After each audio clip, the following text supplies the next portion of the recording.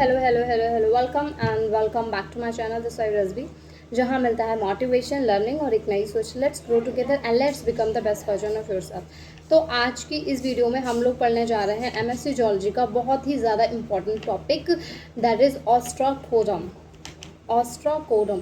तो ये जो टॉपिक है वो थर्ड सेमेस्टर का है एंड ये पेपर 1 का टॉपिक है। तो पेपर 1 का जो नेम है दैट इज़ कॉर्डेटा। तो ये टॉपिक बहुत ज़्यादा इंपॉर्टेंट है एमएससी जूलॉजी के लिए भी। ये मतलब एमएससी जूलॉजी का टॉपिक है और इस अगर आप CSIR नेट की तैयारी कर रहे हो तो भी ये टॉपिक आपके लिए बहुत ज़्यादा इम्पॉर्टेंट हो सकता है। और तो आप अगर आप एमएससी जूलॉजी के स्टूडेंट हैं और आप थर्ड सेमेस्टर में हैं, और मैं गारंटी ले सकती हूँ अगर मैंने जितना पढ़ाया आप उतना पढ़ के जाएंगे तो ये मतलब इतना लॉन्ग आंसर है, मतलब मैं लॉन्ग आंसर करवाऊंगी इस वीडियो में and it will be sufficient for you. अगर आप उसे शॉर्ट बना लेते हैं तो अच्छी बात है, अदरवाइज़ मैं लॉन्ग तो करवाऊंगी ही और वो आपके लिए सफिशिएंट रहेगा। आपको कहीं और से पढ़ने की ज़रूरत नहीं पड़ेगी, आपको कोई दूसरी बुक खोलने की ज़रूरत नहीं रहेगी। आपको बस मैंने जितना कराया, आप चाहो तो मेरे नोट्स कॉपी कर सकते हो, मेरे नोट्स बना सकते हो। तो मैं भी उन्हीं नोट से पढ़ूंगी, मतलब मैं अपने एग्ज़ाम्स के लिए जब पढ़ूंगी तो मैं भी उन्हीं नोट से पढ़ूंगी। इवन मैं जो टॉपिक आज पढ़ाने वाली हूँ वो टॉपिक मेरा ऑलरेडी कवर एंड तैयार है। तो you just don't need to worry that कि इट विल बी सफिशिएंट और नॉट। तो it will be definitely sufficient for you and मैं इस बार बहुत ज़्यादा लॉन्ग नोट्स इसलिए नहीं बना रही हूँ क्योंकि इसलिए मैंने जो प्रीवियस मिस्टेक्स की थी उनसे मैंने सीखा है। जैसे प्रीवियस सेमेस्टर में मैंने क्या किया था, सेकेंड सेमेस्टर में मैंने 8 पेजेस के नोट्स बनाए लॉन्ग आंसर के लिए। तो फिर वो क्या होता है, लास्ट टाइम पे वो रिवाइज नहीं हो पाते हैं, तो फिर उसका कोई फ़ायदा ही नहीं रह पाता है। जब आप रिवाइज नहीं कर पा रहे हो तो उसका कोई बेनिफिट नहीं है। तो इस बार मैंने सोचा है कि मैं इतना मतलब इतने छोटे नोट्स बनाऊँ, छोटे इन सेंस कि लॉन्ग आंसर में कितने वर्ड लिमिट रहती है, 600 to 800 वर्ड्स। तो 600 वर्ड लिमिट का मतलब क्या है, 4 to 5 पेजेस। तो यस, इस बार मैंने जो नोट्स हैं वो 4 to 5 पेजेस के ही बनाए हैं, जस्ट बिकॉज ताकि मैं लास्ट टाइम पे उनको रिवाइज कर पाऊँ, ताकि मैं जब रिवाइज करूँ तो फिर मैं एग्जाम में जाके भूलूँ नहीं। पिछली बार क्या हुआ था, मैंने सेकेंड सेमेस्टर में मैंने बहुत पहले से तैयारी शुरू कर दी थी, लेकिन एंड मोमेंट पे मैं रिवाइज नहीं कर पाई थी, जस्ट बिकॉज क्योंकि इसलिए इतने बड़े बड़े टॉपिक्स थे। तो इतने बड़े बड़े टॉपिक्स को लास्ट मोमेंट पे रिवाइज करना वाज नॉट पॉसिबल, तो इसलिए। तो आई होप आपको वीडियो पसंद आएगी, आप ज़रूर देखिएगा। So hello everyone, welcome back to my channel. आज हम स्टार्ट कर रहे हैं एक बहुत ही fascinating topic, that is ostracoderms. ये क्रिएचर एक्सटेंट हो चुके हैं लेकिन इनका एवोल्यूशनरी इंपॉर्टेंट बहुत ज़्यादा है। Ostracoderms were the earliest known jawless vertebrate और इनकी बॉडी हार्ड बोनी आर्मर से कवर्ड होती है, इसलिए ही इनका नाम क्या पड़ गया, ऑस्ट्रोकोडम। मतलब ऑस्ट्रो का मतलब shell and derm means skin. ठीक है, तो इनकी स्टडी से हमें ये समझ आता है कि जॉलेस फिशेस से जॉ वर्टेब्रेट तक का ट्रांजिशन कैसे हुआ। तो अगर आप लाइफ साइंसेस या जूलॉजी के स्टूडेंट हो, स्पेशली CSIR नेट या MSc के लिए प्रिपेयर कर रहे हो, तो ये टॉपिक आपके सिलेबस का एक इम्पॉर्टेंट पार्ट है। तो चलिए एक्सप्लोर करते हैं ऑस्ट्रोकोडम्स का स्ट्रक्चर, फीचर और उनका एवोल्यूशनरी सिग्निफिकेंस। जैसा कि आपने इमेजेस देख ही ली हैं तो इनसे आपको ये तो समझ में आ गया होगा कि ये देखने में कैसी थी और इनका क्या शेप साइज़ रहा होगा। तो चलिए आप इसको हम लोग डिटेल में समझेंगे नोट्स की हेल्प से, और मैं इनको आपको डिटेल में समझाऊंगी और आई होप आपको समझ में भी आएगा।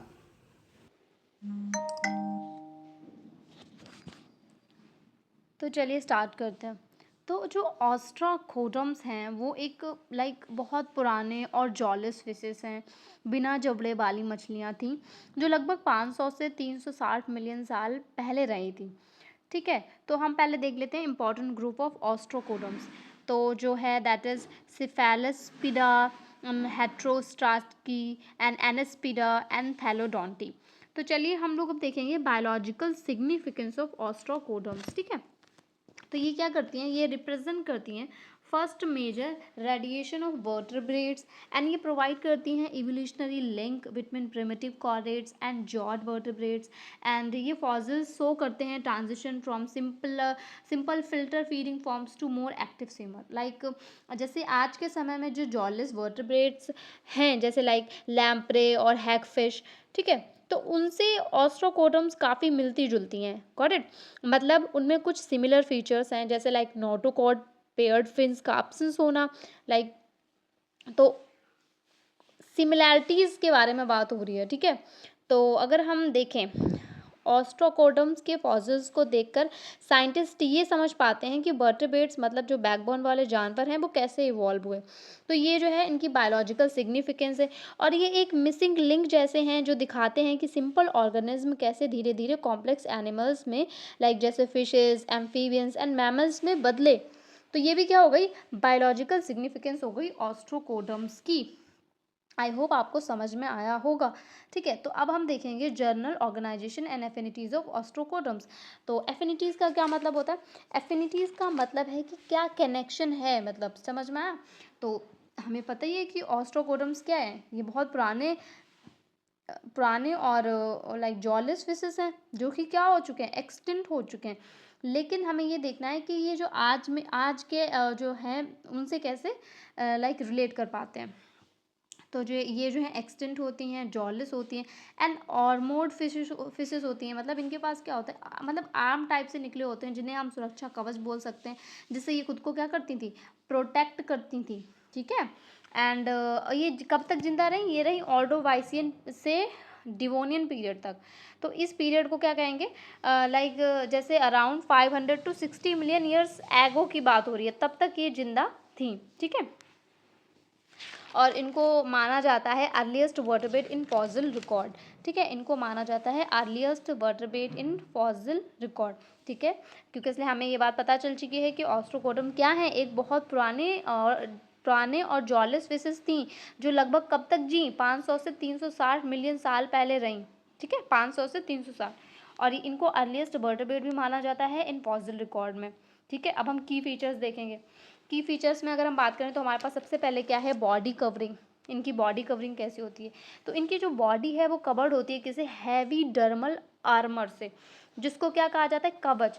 तो वो जो कवच है वो किससे बना होता है, वो बोनी प्लेट से बना होता है। किससे बना होता है, बोनी प्लेट से बना होता है। किससे बना होता है, बोनी प्लेट से बना होता है। ठीक है, तो और वो जो बोनी प्लेट्स जो हैं वो स्पेशली कहाँ कहाँ पे प्रेजेंट होती हैं, हेड पे प्रेजेंट होती हैं एंड एंटीरियर ट्रंक पे प्रेजेंट होती हैं। ठीक है, और इनकी जो पोस्टीरियर बॉडी यानी कि जो पीछे का हिस्सा होता है वो ज़्यादा फ्लेक्सिबल होता था। इनका ऑस्ट्रोकोडम्स का जो इनकी पीछे की बॉडी पार्ट होता था, जो पीछे का हिस्सा होता था, जो पोस्टीरियर बॉडी जिसको बोला जाता है, वो कैसा होता था, फ्लेक्सिबल होता था, वो इतना ज़्यादा प्रोटेक्टेड नहीं होता था। ठीक है, तो एंटीरियर का मतलब होता है फ्रंट पार्ट एंड पोस्टीरियर का मतलब होता है बैक साइड। ठीक है, अब हम इनका साइज़ एंड शेप देख लेते हैं।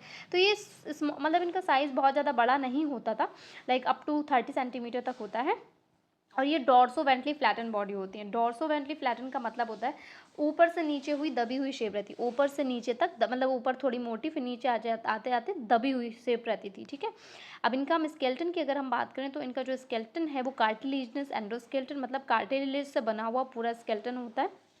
और इनके अंदर कोई भी वर्टेबल कॉलम नहीं होती, मतलब इनके अंदर ट्रू बैकबोन जो है वो अभी भी इवॉल्व नहीं हुई थी। ठीक है, तो हमने बॉडी कवरिंग देखी, हमने साइज एंड शेप देखा, और हमने इनका स्केलेटन भी देख लिया, और हमें पता है जॉ, इसमें जॉ होती नहीं है, तो ये जॉलेस फिशेस होती हैं, ये तो हम सबसे पहले पढ़ चुके हैं। ठीक है, तो ज़्यादातर जो फिशेस होती हैं जिनमें जॉ नहीं प्रेजेंट होता वो कैसी होती हैं, या तो सर्कुलर होती हैं या फिर स्लिट मतलब काइंड ऑफ कोन टाइप से। ठीक है, या फिर सर्कुलर फेस होता है, वो सर्कुलर माउथ होता है। ठीक है, अब हम बात करेंगे पेयर्ड फिन्स की। पेयर्ड फिन्स इनमें क्या होती हैं, एब्सेंट होती हैं। पेयर्ड फिन्स एब्सेंट होने के बावजूद भी इनके पास एक फिन लाइक स्ट्रक्चर होता है, कुछ में होता है, फिन लाइक स्ट्रक्चर होता है, किसके लिए, स्टेबलाइजेशन के लिए, ताकि ये बैलेंस कर पाएँ। ठीक है, अगर हम बात करें नोटोकॉर्ड की, तो परसिस्टेंट नोटोकॉर्ड प्रेजेंट रहता है थ्रू आउट लाइफ। ठीक है, मतलब ये है इनमें जो नोटोकॉर्ड है वो लाइफ लॉन्ग प्रेजेंट रहता था। लेकिन अब हम अगर हमसे पूछा जाए कि नोटोकॉर्ड होता क्या है, तो नोटोकॉर्ड एक रॉड लाइक सपोर्टिव स्ट्रक्चर होता है जो इनमें प्रेजेंट रहता था। हेड शील्ड की अगर हम बात करें तो large bony shields on the head region present रहती थी, किसके लिए, प्रोटेक्शन एंड सपोर्ट के लिए। प्रोटेक्शन एंड सपोर्ट के लिए लार्ज बोनी शील्ड्स प्रेजेंट रहती थी। अगर हम सेंसरी ऑर्गन की अगर बात करें तो पेयर्ड आइज रहती हैं और एक लेटरल लाइन सिस्टम प्रेजेंट रहता है। पेयर्ड आइज प्रेजेंट रहती है और एक लेटरल लाइन सिस्टम प्रेजेंट रहता है, जो भी कैसे काम करता है, सेंस ऑर्गन के जैसे काम करता है। अच्छा, ये लेटरल लाइन सिस्टम करता क्या है, इसकी प्रेजेंट मतलब ये जो प्रेजेंट है ये, तो इसका क्या काम है, तो ये प्रेजेंट रहता है, ये डिटेक्ट करता है near by movement, like near by movement in sense like कि कोई फिश तो आस पास नहीं है, कोई प्रेडेटर तो आस पास नहीं है। ठीक है, और ये सेंस करता है वाटर करंट्स को भी। वाटर करंट्स का मतलब है कि लाइक जैसे हवा का रुख होता है वैसे पानी का भी तो रुख होता है ना, कि लाइक तो ये सेंस कर पाती हैं कि पानी किधर के लिए मूव कर रहा है, उधर के लिए, उधर अगर ये मूव करती हैं तो ये पैसिवली मूव कर पाती हैं और स्मूथली मूव कर पाती हैं। अगर वाटर करंट के अगेंस्ट मूव करोगे तो ज़्यादा लगाना पड़ेगा, ठीक है। अब हम तो अगर opposite like against the water current ये मूव करेंगे तो इनको क्या करना पड़ेगा, ज़्यादा लाइक फोर्स लगाना पड़ेगा। तो इस वजह से ये जो लाइन लेटरल लाइन सिस्टम है वो मतलब वाटर करंट भी बता देता है सेंस करके, ठीक है। अब हम रेस्पिरेशन की बात करें तो रेस्पिरेशन क्या मतलब multiple paired Gill pouches present रहते हैं रेस्पिरेशन के लिए। Multiple paired Gill pouches present रहते हैं रेस्पिरेशन के लिए।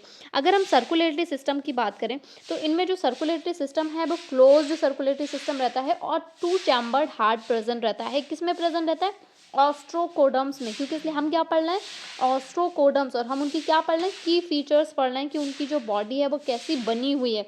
तो हमने अभी तक सब देख लिया कि इनकी बॉडी कैसी बनी हुई है, हमने देखा बॉडी कवरिंग कैसी होती है, साइज और शेप कैसा होता है, स्केलेटन कैसे बना होता है, जॉज इनमें प्रेजेंट होते हैं कि नहीं होते हैं, तो नहीं प्रेजेंट होते, ये जॉलेस फिशेस होती हैं।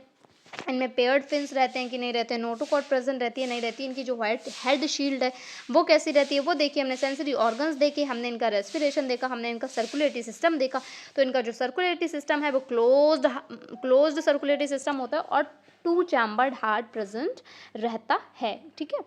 अब हम देखेंगे एफिनिटीज ऑफ ऑस्ट्रोकोडम्स, यानी कि जो मतलब क्या रिलेशन है, मतलब हम इनका कनेक्शन देखेंगे और लोग मतलब अदर ग्रुप्स के साथ इनका कनेक्शन देखेंगे।